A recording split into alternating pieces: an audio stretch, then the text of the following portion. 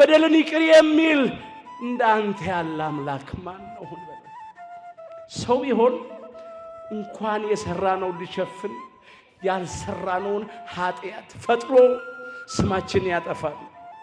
የኛ አምላክ ግን በደላችንን ከደነ፣ ማረን፣ ይቅር አለን። ርኅራኄውን አስበው። በዓይነ ሕሊናችን እንመልከት። ማን ያልበደለ?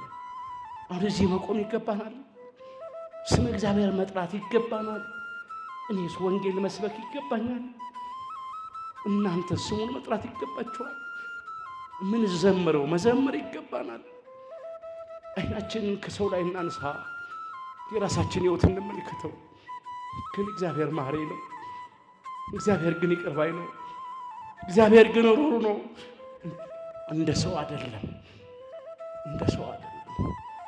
ሰው ኃጢአታችን ይቆጥራል፣ በደላችን ይቆጥራል። ምናልባት ምሕረት እንኳን ካደረገ ሰው ይቅርታ እንኳን ካደረገ አይረሳልንም።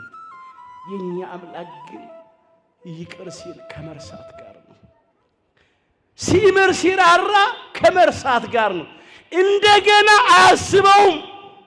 በደላቸውን እምራቸዋለሁ ይላል፣ ኃጢአታቸውንም እንደገና አላስብም ይላል። ክብር ምስጋና ለአምላካችን ለእግዚአብሔር። እንዲህ አይነት አምላክ ነው ያለ። እዚህ ትንቢተ ኤርምያስ ምዕራፍ 31 ቁጥር 34 ላይ የተመዘገበ ኃይለ ቃል ነው። የእግዚአብሔር ምሕረት፣ የእግዚአብሔር ይቅርታ፣ ርኅራኄ፣ ቸርነት እንዲህ ያለ ነው። ባካችሁ ይህንን ቃል ከኔ ጋር አብራችሁ እንድትሉት እፈልጋለሁ። በደንብ አስተውላችሁ በሉት። በደላቸውን በሉ እምራቸዋለሁና ኃጢአታቸውንም ከእንግዲህ ወዲህ አላስብምና። እግዚአብሔር እንዲህ ነው ሲምር፣ ይቅር ሲል እንዲህ ነው። ሰዎች ከሆኑ ግን ይቅርታ ካደረጉ በኋላ ምሕረት ካደረጉ በኋላ እንደገና ያነሳሉ። አንተ እኮ ከዚህ በፊትም እንዲህ አድርገህ በድለኛል፣ ትቼልህ እኮ ነበር፣ አንቺ እኮ እንደዚህ አድርገሽኝ ነበር፣ እንዲህ በድለሽኝ ነበር ይላሉ ሰዎች።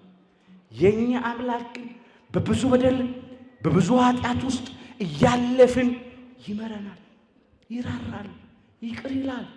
ደግሞ ኃጢአታቸውን ከእንግዲህ ወዲህ አላስብም፣ አያስብም። ማን ነው እንዲህ ያለ አምላክ? ለዚህ ነዋ ወመኑ መሐሪ ዘከማከ፣ እንዳንተ ያለ መሐሪ ማን ነው ማለት ነው። በደልን ይቅር የሚል እንዳንተ ያለ አምላክ ማን ነው? ማንም የለም እንደሱ ያለ።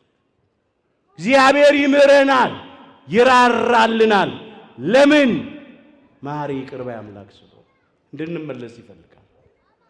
እግዚአብሔር ግን መሐሪ ነው፣ ይቅር ባይ ነው እያልን በበደል ላይ በደል እንዳንጨምር፣ በኃጢአት ላይ ኃጢአት እንዳንጨምር በዚህ በመጽሐፈ ሲራክ ምዕራፍ 5 ቁጥር 5 ላይ እንደሚል ቃል አለ።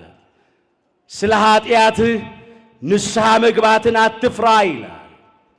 የእግዚአብሔር ቸርነቱ ብዙ ነው እያልክ በኃጢአት ላይ ኃጢአትን አትስራ ይላል። አንዳንድ ጊዜ እግዚአብሔር መሐሪ ነው፣ እግዚአብሔር ይቅር ባይ ነው፣ እግዚአብሔር ቸር ነው፣ እግዚአብሔር እንደ ሰው አይደለም እያልን በኃጢአት ላይ ኃጢአት በበደል ላይ በደል ምንጨምር ሰዎች አሉ።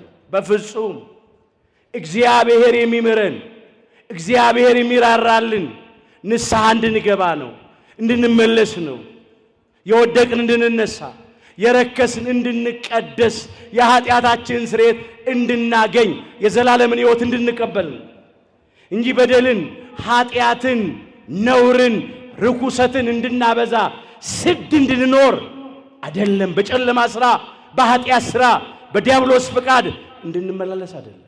አንዳንድ ሰዎች ግን እግዚአብሔር እኮ መሐሪ ነው፣ እግዚአብሔር እኮ ይቅር ባይ ነው እያልን በበደል በኃጢአት ላይ ኃጢአት እንጨምራለን። በእኛ ዘንድ ግን ይህ አይደረግ። ለምን? እግዚአብሔር ቸርነት እንደሚያደርግ ምሕረት እንደሚያደርግ ፍርድም ደግሞ አብሯል። ምን ይላል? ቸርነትም መቅሰፍትም